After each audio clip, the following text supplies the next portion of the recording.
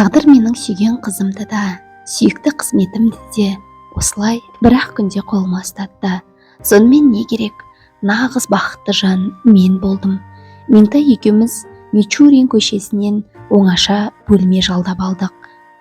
Мен Меңтай дегенде, ол мен дегенде ішкен асымызды жерге қоятын болдық. Біріміз жоқта біріміз бір ұрттам су ішпейтінбіз, тамағымыздан өтпейтін. Мен жұмыста болсам, ол сабақтан босасақ болды. Екеуміз бір-бірімізге қарай ұмтылатынбыз, жылдам жетіп, жолығысқанша асығатынбыз. Біздің кішкентай бөлмеміз бүкіл курс студенттерінің орталығына айналды. Олар әсіресе демалыс күндері біздің үйден шықпайтын, шәй ішетін, шарап тататын, өте-мөте Жомартбек пен Майра біздің үйге жиі келетін. Екеуің қосылшаңшы дейтінбіз біз оларға әзілдеп. Менің қосылғым-ақ келеді-ау дейтін ондайда Жомартбек күліп. Бірақ мына Майра, сенен 3 жас үлкенмін, апаңмын деп болмайды. Осылай деп Жомартбек күлкісін тия қояды да, моп-мопақан болып, Меңтай екеумізге кезек қарайды. Содан соң, апасын алушы ма еді жұрт деп сұрайды. Бәріміз қыран күлкі боламыз. Майра Жомартбекті төмпештеп, екі құлағынан кезек жылады. Ойбай апатай, алмаймын апатай деп Жомартбек бақырып үйді басына көтереді. Бұған да көзімізден жас аққанша күлісіп, мәз боламыз. Кейде Зайкүл келеді де ол біздің ескі құсқы базарынан сатып алған жаман диванымызға жалп етіп отыра кетеді. Содан соң бір аяқты бір аяқтың үстіне салып, юбканың етегін кейін серпіп жіберіп, екі санын жарқырата жалаңаштап тастайды да сөзге кіріседі. Өз курсында оқитын қыз бен жігіттің оңаша үйі болып, аяқты көсіліп тастап отырған қандай рахат дейді ол мардымсып. Жомартбек оған дүрсе қоя береді. Әй Зайкүл дейді ол қабағын түйіп, сен кербез ағайынның алдында отырған жоқсың, жап етегіңді. Ой, осының өзі мәдениетсіз дейді Зайкүл міз бақпай бетін тышырайды. Қызға кісі өстіп дөрекі сөйлей ме екен? Жомартбек қарқылдап күліп жіберді. Немене, қыз емес дегің келе ме? дейді Зайкүл басын қақшита ұстап. Мына менің Меңтай сияқты күйеуің бар ма? Жоқ, ендеше не саған керек? Артта қалғансың, мен саған жолда жатсаң қарамас едім. Меңтай тез орнынан тұрып Зайкүлдің қасына барды. Қойшы Зайкүл, Жомартбектің қалжыңына несіне ашуланасың? дейді оны құшақтап арқасынан қағып. Қарның ашты ма, жұмыртқа қуырып берейін бе? Сөйтші Меңтай, дейді Зайкүл Жомартбекпен ұрысып отырғанын бірден ұмытып. Ішім ұлып барады, мен қуырған жұмыртқаны сондай жақсы көремін. Меңтай. Содан соң Меңтайдың құлағына сыбырлайды. Шарабың бар ма? Осылайша бүкіл курс студенттерімен әбден қызықты сәттерді бастан кешіретінбіз. Осылай бәріміздің басымыз бір қосылған кезде ду күлкіге қарық боламыз. Сөйтіп Зайкүл кетеді, онан соң өзгелер келеді. Күлкі-күлкіге жалғасады. Осылай базар болып тұрған алтын отауымыздың шаңырағы бір-ақ күнде ойламаған желде салдыр күлдір етіп ортасына түсті. Ғапу етпеңіздер. Ғапу етіңіздер. Мен бұл әңгімені әлі күнге дейін тебіренбей, көзіме жас алмай айта алмаймын. Ол күндерде еңірегенде етегім толатын еді.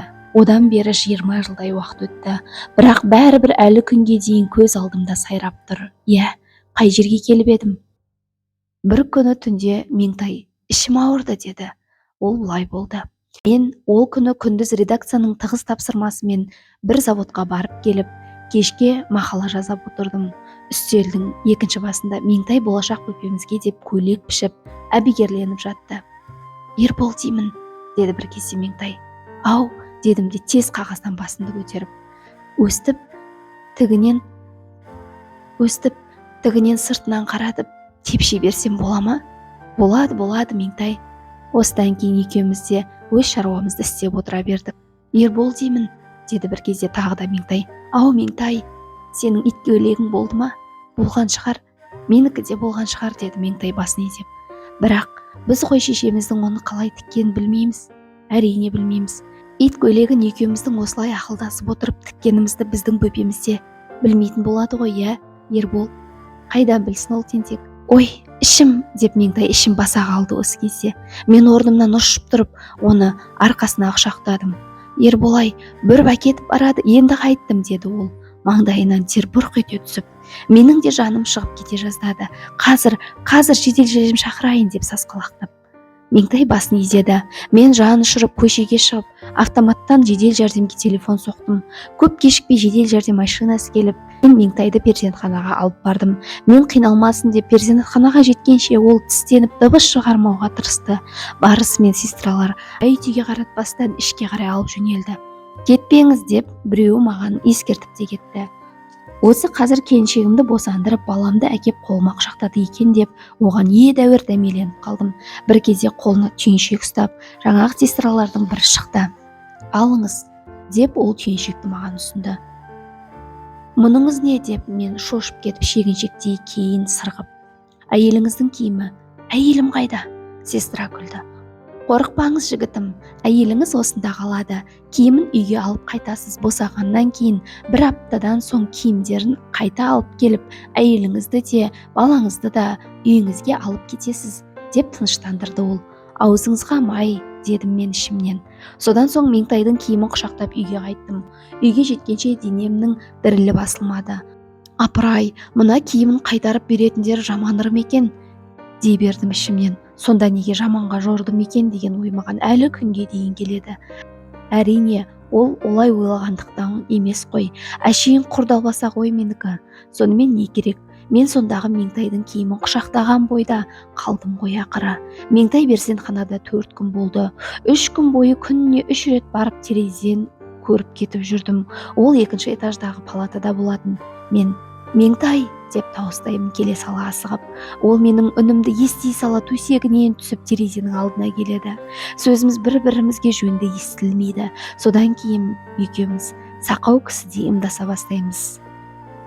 Мен төменде тұрып, оған суға батып бара жатқан кісіге ұқсап қайта-қайта иек қағамын. Оным жайың қалай дегенім.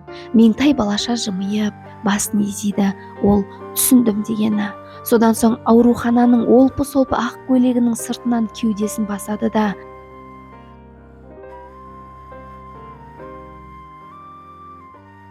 алақанын жайқайды. Онысы қорықпа, мен үшін алаң болма дегені. Сөйтеді де 2 көзін ботаның көзіндей мөлдірете кейін ашып маған қарайды. Сұқ саусағымен қайта-қайта мені нұсқайды. Онысы өзің қалайсың дегені. Мен бас изеймін де 2 қолымның басын төмен салбыратып жіберіп, кезек көтеріп саусақтарымды жыбырлатамын. Оным кешегі мақаламды машинаға бастырдым дегенім. Меңтай түсініп қайта-қайта басын изейді. Сонсоң мен сұқ саусағымды шошайтып, аспанды нұсқаймын да бас бармағымды көрсетемін. Мұным мақаламды редактор оқып жақсы деп айтты дегенім. Солай түсініп, Меңтай да қайта-қайта бас изейді. Мен тағы да ишара жасап, қолымды сілтеп, көше жақты нұсқаймын. Оным мақала баспаханаға терілуге кетті деген сөзім. Меңтай алақанын шапалақтайды. Тағы бір барғанымда Меңтай маған тағмақ әкелме, өзің іш деп ымдады. Бір күні кешке 2 қолын жастық етіп, соған қисайтып басын қойды. Онысы маған алаңдамай, жақсылап ұйықта деген еді. Бірде қолын төбесіне аса созып, өзі жоғары қарады. Онысы ұзын бала Жомартбек келіп кетті дегені деп ұқтым. Өйткені Жомартбек, енді жеңгем болдың, маған ат қой деп болмағаннан кейін Меңтай саған қойған атым деп оны ұзын бала деп атайтын. Бір жолы ол бас бармағы мен сұқ саусағын дөңгелетіп, көзіне апарды да 2 саусағын көрсетті. Онысы тостаған көз Майра бүгін 2 рет келіп кетті дегені болатын. 4-ші күні түсте таңертеңде келіп Меңтайды көріп кеткен болатынмын. Жүгіріп келіп, таныс терезенің түбінен Меңтай деп табыстадым. Терезе алдына ешкім келмеді. Тағы да Меңтай деп айқайладым. Бұл жолы өз даусымнан өзім шошып кеттім. Даусым баладағы да үрейлі естілді-ау деймін. Терезе алдына орта жастағы қазақ әйел жетіп келді. Келді де мені көре салып, кейін қашты. Тұла бойым шіміркеніп, не болғанымды білмей кеттім. Тағы да Меңтай деп айқайлап жібердім. Бұл жолы үнім перзентхана маңын ғана емес, бүкіл Алматына, барша Алатау аясын басыма көтере шыққан жан даусымдай еді. Іштен ақ халат киген қартаң сестра жүгіріп шығып, тез-тез бірдеңе деп мені қолтықтап ішке қарай алып кетті. Мен сіздерге бұдан кейінгісін айтпай-ақ қояйын. Оны дар есікті, мұз еденді, мәйітхананың тас төсегінен қалай көргенімді, асыл жарды өлі туған перзентімен бірге қалай қиып қара жердің құшағына бергенімді айтуға дәтім шыдамайды. Меңтайды қойғаннан кейін 3-ші күні үйге келе жас орыс әйел бас сұқты. «Сіз Есенов боласыз ба?» деп сұрады менен. «Иә, Есеновпін. Алдымен әйел сіздің қайғыңызға ортақпын» деп маған көңіл айтты. Содан соң өзінің перзентхана сестраларының бірі екенін білдіріп, қалтасынан қол басындай дәптер шығарды. Тани кеттім. Бұл менің Меңтай перзентханаға түскен күннің ертеңінде апарып берген дәптерім болатын. Осы дәптерді зайыбыңыз сіздің өз қолыңызға тапсырыңыз деп аманат етіп еді маған. Әйелдің қолынан дәптерді алып, денем дірілдеп, бірінші бетін аштым. Меңтайдың маржандай жазуы көзіме оттай басылды. Бірінші бетке ол былай орысша жазыпты: улица Мичурина, 65. Есенову Ерболу, лично. Ағыл-тегіл тақшыладым. Көлденең жұртқа жақсы көрген жарынан айырылған еркектің еңірегенін естуден ауыр жай жоқ екенін сонда білдім. Жан жарынан айырылған еркектің сәбидей қорғансыз, сақау, саңыраудай бейшара боп қалатынын сонда ұқтым. Содан кейін ол дәптер менің ой тұмарым болды. Оның беттеріндегі жазулар, тыныс белгілер, үтір нүктесіне дейін тасқа қашалған архон енесей жазуындай болып менің жүрегімде мәңгі сақталып қалды. Мен сіздерге соны оқып берейін де әңгімемді аяқтайын енді. Ал тыңдаңыздар, азғантай ғана өсте. Ербол, жаным Ербол, өткен түнде сен мені перзентханаға әкеп салып, қайтып кеткеннен кейін маған осында өліп қалатын шығармын деген ой келді. Мен өлсем де, бала өлмесе екен деп біледім. Атын өзің қой. Сен не деп қойсаң, мен соған ризамын. Мен келістім деп есепте. Бұл менің болашаққа жолдаған сәлем хатым болады ғой сонда, иә? Мамаң аты кім десе, Меңтай дейді ғой, ол тілі шыққан соң. Ол мені айтқаны ғой. Сонда сен күлесің де күрсініп мені еске аласың ғой. Жоқ, бұл жай ой ғой Ербол. Мүмкін мен өлмейтін шығармын. Бірақ өлетін адам ажалын сезетін сияқты деп өзің айтушы едің ғой. Мен де бірдеңені сеземін бе? Қайдан білейін? Сезбегенім жақсы болар еді. Бәлкім бұл сені шексіз сүйетіндігімнен шығар. Сенен ажырамасам екен деген тілегім өзінен өзі үрейге ұласатын болар. Сүйген жүрек дірілшіл, күйген көңіл ырымшыл келетін шығар тегі. Ерболым менің, мен тағы да қорқынышты ойлар ойладым. Адамдар бірін-бірі сүйеді, содан соң біреу өліп, саудыраған сүйек болып жер астында қалады. Ол ештеңені де білмейді, сезбейді, ештеңеге қиналмайды, ойламайды. Бірақ бар салмақ, бар ауыртпалық тірі қалғанға түседі ғой. Жаман, арсыз жар есепті тіршілігін жасай жатар. Адал жарға ауыр тиеді ау жалғыздық. Шіркін, шын сүйіспеншілікпен қосылған жандар өлмейтін болсашы. Жоқ, мұным табиғат заңына қайшы болар. Ондай адамдар ұзақ жасайтын болсашы ең болмаса. Бірақ мен өлсем де өлмейтін шығармын деп ойлаймын тағда. Өйткені мен ішімнен шығатын бала да, және сенің жүрегіңде өмір сүремін ғой. Сонда ол менің өлмегенім емес пе? Солай емес пе, Ербол? Солай деші жаным, көкетайым. Мен саған бұл жолдарды тек ішім ауырмасын деп қана жазып отырмын, Ербол. Сені ойлап, сен туралы жаза бастасам-ақ, ішімнің ауырғаны қояды. Тегі іштегі тентек әкесін сыйлайтын болу керек. Көрдің бе міне? Әкенің беделі қандай болатынын. Айналайын, көкетайым. Сен менің осы сөздерімді жақсы көресің ғой. Сен естісін деп мен мұнда осы екі сөзді әлденеше рет айттым. Естідің бе? Ойпыр-ай, ішім әкетіп барады. Бұрап әрең басылады әйтеуір. Дәрігерлер мерзімнен бұрын келген толғақ дейді. Ол неге мерзімінен бұрын келеді екен? Не айтайын деп едім саған?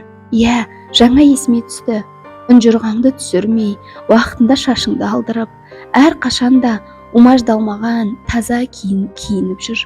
Жұрт сенің ішіңе үңілмейді, сыртыңа қарайды. Жаның жадау, жағаң жамау болса, саған сүйсінетіндер де шығады. Ешкімге таба болмай, тік жүр жаным, жарай ма? Арақ ішпе, керек жоқ. Өзің де құмар емессің ғой. Өзіміз ішпей үлгі көрсетсек, кейін балаларымыз да ішпеседі деп ойлаймын. Ішпесе деп тілеймін. Менің еркіме салса, бүкіл болашақ ұрпақ атымен арақ ішпесе екен деймін. Капитализмнің қалдығы дегеннің ең зұлымы осы арақ. Біздің қоғамымыздың ішкі жауы да осы. Ендеше арақты құрту керек, өмірден аластату керек оны. Арақ бар жерде меніңше әрбір мораль заңы, ол қандай асыл сөздерден тізіліп, алтын әріппен жазылса да жүзеге аспайды Ербол. Дүниеде су, сүт, шәй, қымыз, лимонадқа жететін не бар шіркін? Адамды желіктірмейтін момын сұйық осылардың өзі жақсы. Момын сұйық дегенім кісі сияқты болып кетті я Ербол. Бұл бейнелеп сөйлеуді сенен үйренгенім болу керек. Сен менен не үйрендің? Ештеңе үйренген жоқ шығарсың деп ойлаймын. Ал мен сенен көп нәрсе үйрендім ғой күнім. Кісіні алаламауды, адамда арына қарап құрметтеуді, өз ойыңды күмілжімей ашық айтуды, қайырымдылықты, басқаларға босқыштықты, біреудің ішіндегі жан ауруын білдірмей алып ала қоюды, осының бәрін сенен үйрендім Ербол. Нағыз өмірдің өзін сен үйреттің маған. Менің мәңгілік ұстазым сенсің. Біздің палатада бір артистің әйелі жатыр. Сен білесің Ербол, ол артисті. Отеллода Яго боп ойнайды. Әйелі 6-шы балаға босаныпты. Босанғанына 1 айдан асса да тапшылмастан осында жатқан көрінеді. Апай, мұнда неге жатырсыз, үйге қайтпай деп сұрадым кешеудан. Ой шырағым-ай, тамағы жақсы, тыныш жерде жата беру керек қой деді ол. Осында оңалып алған жақсы. Бұлар 1 апта өткен соң ақ шығарамыз деп қодыраңдай береді. Ал әдісін тапсаң шығара алмайды. 6-шыда тұмау тиді, басым ауырады дедім. Соңғы 5 күн бойына температурамен жатырмын. Ыстығыңыз жоғары ма? Деппін, оған аңқау басым. Әйел күлді. Әңгіме сол ыстығымның жоқтығында ғой деді ол. Ыстығымды өлшеуге термометр бергенде сестраның көзін ала беріп жіңішке жағын одеялға ысып жіберемін. Кейде 37, кейде 38 боп шыға келеді. Олар сенеді. Кейін сен де сөйт. Мен жағамды ұстадым. Апай, алдағаныңыз дұрыс емес қой деп басымды шайқадым. Жоқ, мен ешқашанда өйте алмаймын Ербол. Жоқ, мен ешқашанда өйте алмаймын Ербол. Перзентханаға келгелі тұтқынға түскендеймін мен. Осында өзіңсіз өткен 3 күн, бүгінгі 3-ші күн, 3 жылдай болып көрінді маған. Мен босанғаннан кейін 1 күнде қалмаймын мұнда. Мені босана салысымен дәрігерден сұрап алып кет Ербол. Жарай ма, жаным, жарай ма? Жұрт кеулеріне еркелетіп ат қойып жатады ғой. Құрманғалиды Құрмаш, Уатайды Уаш деп атап. Ал мен сені 1 рет еркелетіп атамаппын ғой жаным. Бүгіннен бастап Ертай деп еркелетейінші сені. Ертайым менің. Сені халық қамын, мемлекет мүддесін ойлайтын үлкен журналист болғаныңды көрсем деп арман етуші едім іштей.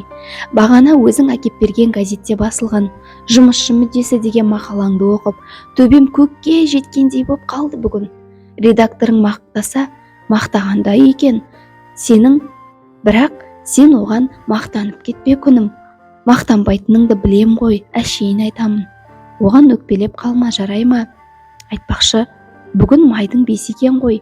Сен әкеп берген газеттен көріп есіме түсіп кетті.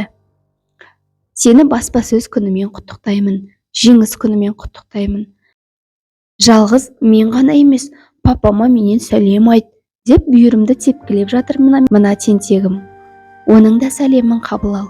Айтпақшы, Ертай, сен барып деканатқа айт, мені перзентханаға жатыр деп мемлекеттік емтиханға кіргізбей қойып жүрмесін.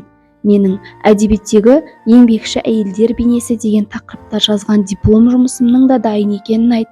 Өзің білесің, осыған дейін бір күн сабақтан қалған жоқпын ғой мен. Мемлекеттік емтихан тапсыруға қалай да күйім келеді.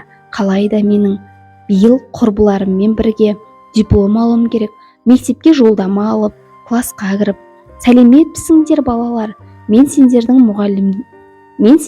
мұғаліміңмін деп жас ұландардың алдында жымия күліп тұрсам, арманым болмас еді. Дүние-ай. Ойпыр-ау, мына сәлемхат тағы да тынышсыздана бастады ғой. Мен осыны сәлемхат дей беремін. Түбінде сәлемхат атанып кетіп жүрмесін осы тентегім. Мен бұл тентегіңді қандай болса екен деп ойлайтынымды білесің бе? Ол болса саған, қыз болса маған тартса екен деймін. Бірақ ол болса да, қыз болса да, ақылды, адамгершілігі сенде болса екен. Ал саған тағы да сәлемхаттан сәлем, папасы. Адал дос адамға медеуде, демеуде, мақтанышты, мерекеде ғой шіркін. Біздің Майра сондай ғой. Жаны қалмай жүр байғұстың. Біз үшін бағана келіп баланы уайымдама, босанған соң апама бақтырамыз. Апам өзіме әкеп беріңдер деп айтты деп кетті. Апамды әуре қылмаспыз. Солардың сырттай жасап жатқан қамқорлығына жаным ериді. Сен оны кешкі көлеңкем деп атасаң, ол сені өзімнің түскі көлеңкем деп шыға келеді. Әйтеуір қисындырып бір нәрсені таба қояды. Бұл күнделікті мен жай, әшейін, ермек үшін жазып жүрмін, папатай. Сәлем хатың ба жетіп, бақырып жерге түскеннен кейін өзіңе беріп жіберемін мұны. Кейін дос жаран тұңғышымыздың дүниеге Кейін дос жарандарға оқып, тұңғышымыздың дүниеге қалай келгенін айтып, осы күндерді еске алып, күліп отыратын болармыз әлі. Соған жазсын, соған жеткізсін. Я, папатай. Эпилог орнына көңілі босап, өзіне жас келгендей болып, Ербол біраз уақыт үнсіз отырды. Бойын жиып, буынын бекіткеннен кейін ол сөзін қайта жалғап, әңгімесін аяқтауға кірісті. Мінекей, Меңтайдың күнделігі, Меңтайдың соңғы күнделігі осы. Жан тәсілімін жасап жатқан адамның ақырғы тынысы, соңғы қырыл, соңғы діріл сияқты асыл жардың ақырғы сөзі еді бұл. Бірақ осы азғантай сөздерде, мен үшін қаншама сыр, қаншама жыр жатыр десеңізші, қаншама өкініш, қаншама мұң бар мұнда. Оқып отырып сан рет өкіріп, өксіп жылағаныммен, одан айырылып қаларымды өзімде сездім бе қайдам. Меңтайды аялап, аймалап, құшып сүйге, баладай әлпештеп еркелетуге бір тоймау жедім. Ақыры оның бір кішкентай қара тырнағына да зар боп аңырадым да қалдым. 4 жыл соғыста, 4 талына қылау көрмеген көмірдей қара шашым Меңтайдан айырылған тұста әппақ қудай боп шыға келді. Талай рет ұйықтап жатып Меңтай үнін естідім. Жаным Ербол, деп ол сан рет құлағыма сыбырлады. Еден сықыр ете түссе, Меңтайдың жүрісін танып, сан рет басымды көтеріп алдым. Оның көйлегінің сыбдырын естігендей боп, сан рет елеңдедім. Бірақ ол келмеді, көрінбеді, мәңгілікке жоқ болды, ғайып болды. Таң алдында көрген тәтті түстей ғана елес қалды. Кейде бір оңашада өткенді ойлап, мұңға батасың. Сонда ойлап келіп, жастық шағыңның орынсыз өтпегенін іштей медеу, мақтаныш етесің. Өйткені адамзат толқын болып дүниеге келеді. Түйдек-түйдегімен өмірден өтеді. Әр толқын, әр түйдек алғы шепке шеру тартқан әскерлегіне ұқсайды.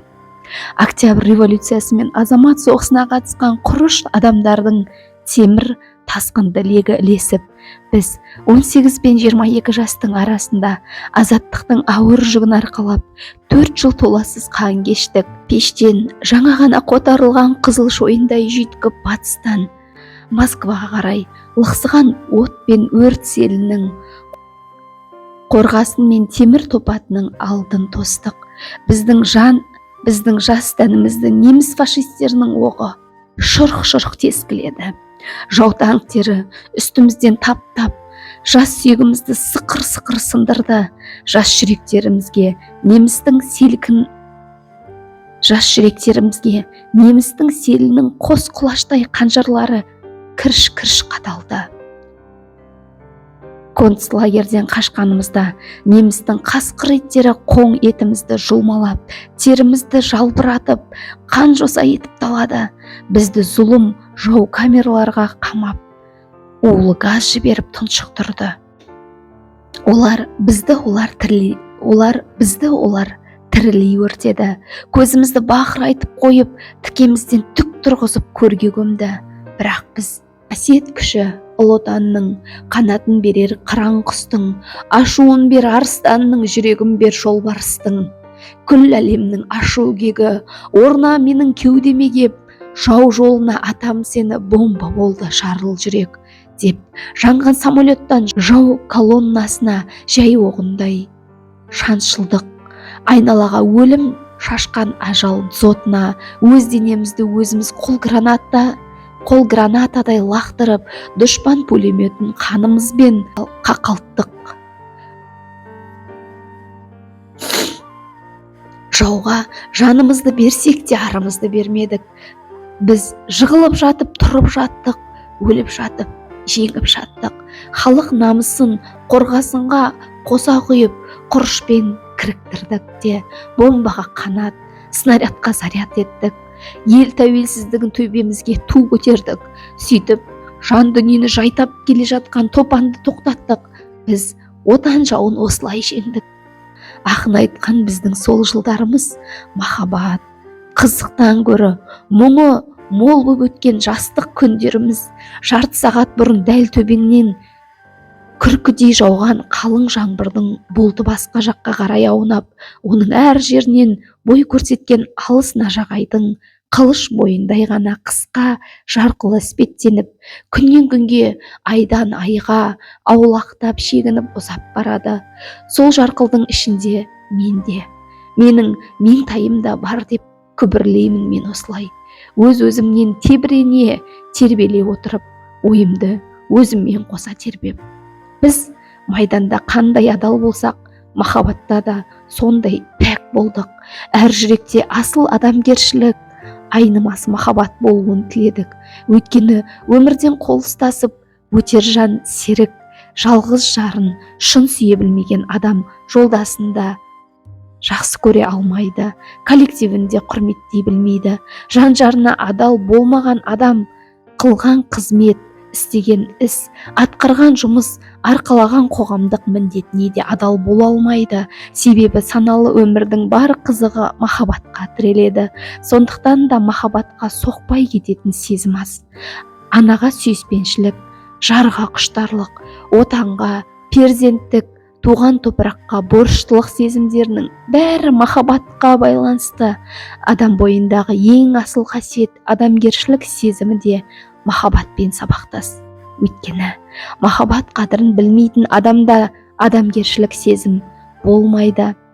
Ал адамгершілігі жоқ кісінің жүрегін махаббат мекендемейді.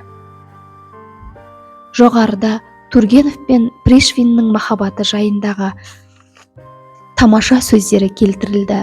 Менің оған қосарым, махаббат деген асыл жібекке түйілген отаншылдық, еңбекшілдік, достық, туыстық, бауырмалдық сезімдерді әрбір жас жүректің жалынды туы болса екен деп тілеймін. Біз Октябрь революциясынан кейін дүниеге келген жаңа ұрпақ отанға да, махаббатқа да ақ жүрегімізбен адал қызмет еттік.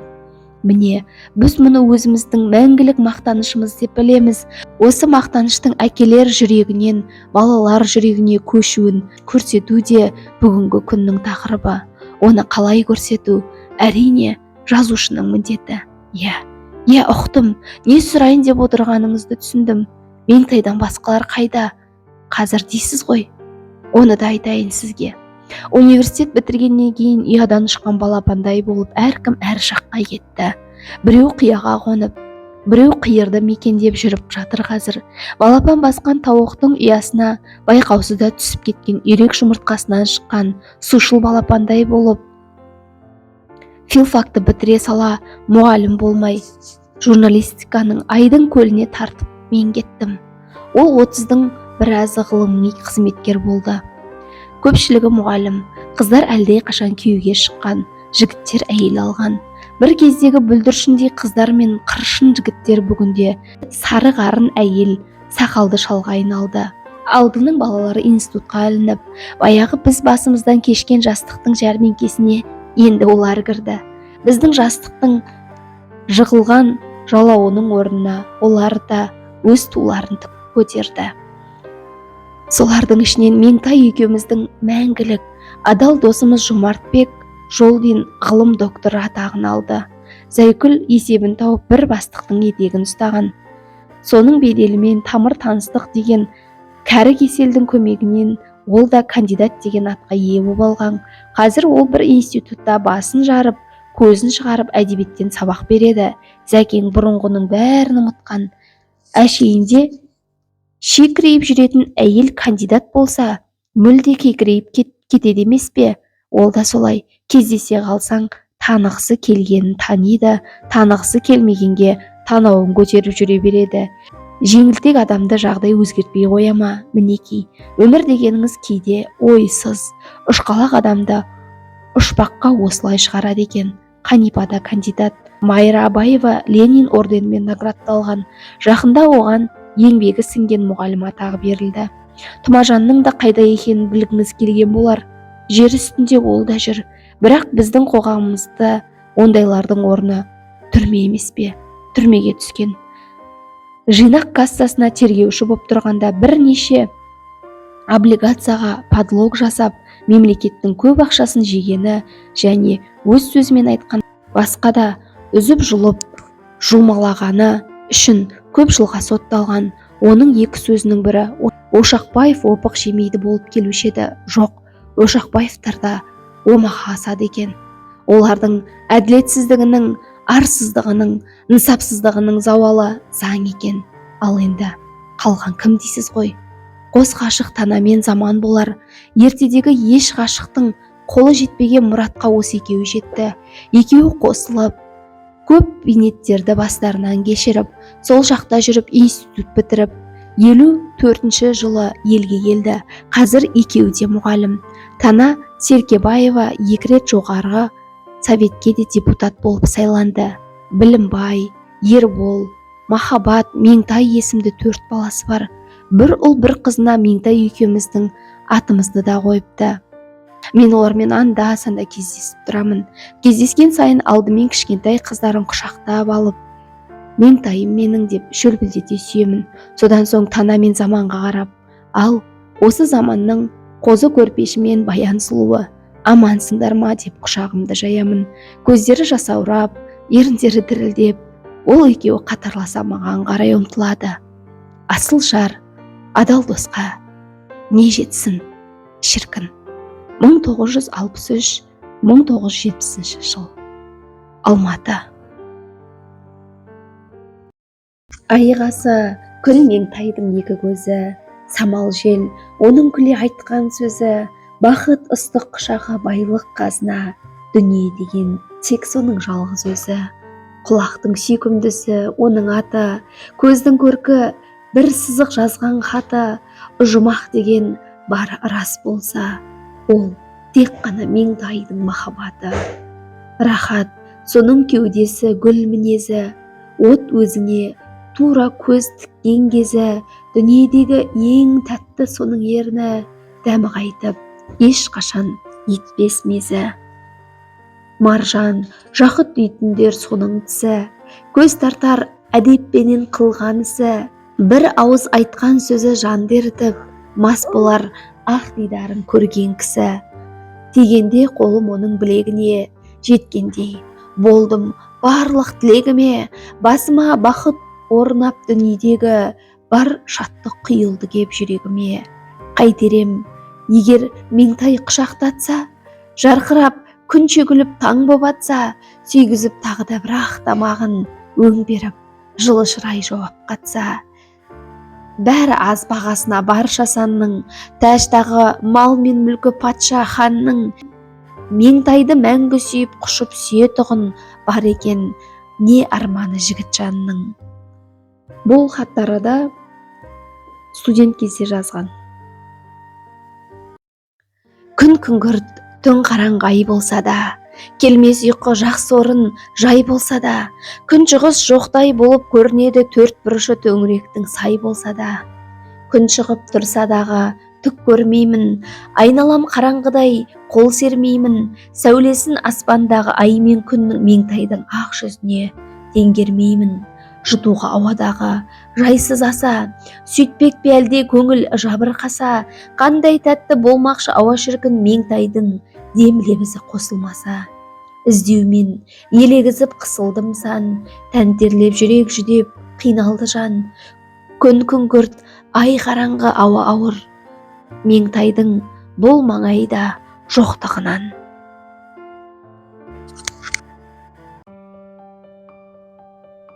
Махаббат жайына келетін болсақ, оның мәні адамға дүниеде теңдесі жоқ, өзгеше рахат беретіндігінде. Кеудесін махаббат кернеген еркек пен әйелдің ойлайтыны, өмірдің өзгеше сол рахатына жету ғана болады. Жүрегіне махаббаттың нұры түскен жанның жай жұрттан өзгешелігі, оның айналасының бәрі күліп, қуанып тұрғандай күйде болады. Ынтызар екі жанның құшақтарының айқасуы өздеріне өшпес қуаныш боп танылып, кейін сол сәтті еске алудың өзі ол екеуін ерекше елтітіп, өзгеше шаттыққа бөлейді. Жүректі кернеген осы қуанышқа жету үшін үлкен қызметтегі адамдардың өздері аса қиын ерліктер жасауға дейін барып, мол-мол сыйлықтар тартады. Қауіпті іс, қатерлі жанжалға дейін тәуекел етеді. Махаббатты өзенге емес, көлге емес, тек қана теңізге теңестіруге болады. Теңіз сияқты мұның да бетінде тулаған толқындар жүреді. Түбінде ғажайып, сырлы, тереңдік жатады. Жыныстық соқыр сезімнен туған сусыма жүйрік тілек толқынға ұқсаса, шын санадан шыққан жан тебірентер жақсы мұрат, асыл арман тізбегі махаббаттың тереңдігін танытады. Бір көргеннен ғашық болу деген сөзде толқын іспеттес, ол тән құмарлығынан туған жалт етпе сезім ғана. Алғашқы лап етпен сәтте оның күшті болып көрінуі де ықтимал, бірақ бұған қарап алданып қалуға болмайды. Тән құмарлығы алдамшы, өткінші, тұрақсыз сезім. Онда шынайы махаббатқа лайық тереңдік жоқ. Бір көргеннен ғашық болдым деген сөздің өзі сезімнің таяздығын көрсетеді. Махаббат ұшқыны дананың да, даңғойдың да жүрегіне түседі. Біріншісінің жүрегіне түскен ұшқын махаббаттың маздаған мәңгілік отын тұтатады. Соңғысына түскені мұз үстіне лақтырған қызыл шоқ ұқсайды. Шын махаббаттың шырғалаңы да болады. Махаббат мәңгілік болу үшін, оның өті өшпеу үшін, оған жұп боп қосылған екі жақ кезек тамызып отыруы парыз. Мұның өзге ешбір математикалық формуласы жоқ. Махаббатта бірақ формула бар, ол тұрақтылық. Махаббаттың да досы мен қасы бар. Досы ұят, ар, борыш. Ол үшеуін ренжітпей, өзіне сенімді серік еткен махаббат қана зайыптылық заңына берік болады. Қасы ашу, қызғаныш, кекілжің. Осылардың әзәзілі арақ. Жас жұбайлардың бірін-бірі сүйіп қосылуымен іс бітпейді. Олар қосылғаннан кейін өз махаббаттарын гүлдей мәпелей беруі тиіс. Сүйіктісін қуантуға тырысу, оны риза етерлік бір нәрсе істеуге ұмтылып отыру мәпелеудің бір түрі. Сүйгенінің көңілін қалдырмау үшін оның тілегін мүлтіксіз орындау да ғанибет. Сайып келгенде әр адам өз махаббатының бағбаны. солып қалмау үшін қай гүлге қанша су құю керектігін бұлжытпай білетін бағбан тәрізді адам да өз махаббатының үнемі жайқалып тұруына тынбастан жағдай жасап отыруы тиіс. Бұл ерлі зайыптылардың әрқашанда бір-біріне құштарлығы, шексіз сенімі, әлде қалай іште бас көтерген қызғанышты сыртқа шығармай сабырмен жеңуі, ағат айтылған сөздерді кек тұтпауы, кешірімділігі, өзара қалтқысыз қамқорлығы, сыйластығы, ашуды тежеп, нәпсіні тыйып ұстай алуы қажет. Бір сөзбен айтқанда, өздерін тәртіппен ұстай білген зайыптардың махаббаттары ешқашан өшпек емес. Бұл арада атақты Абайдың болмаса мінезіңнің жат кесегі, майысқан бейнегүлдей толықсыған, кем емес алтын таққан жар төсегі деген сөздерін әрқашанда есте ұстау абзал. Сонда ғана ерлі зайыптылар арасындағы жарасты махаббат үйге нұр, ұяға көрік береді, тұрмысқа ажар, көңілге базар орнатады. Махаббат әр үйдің діңгегі.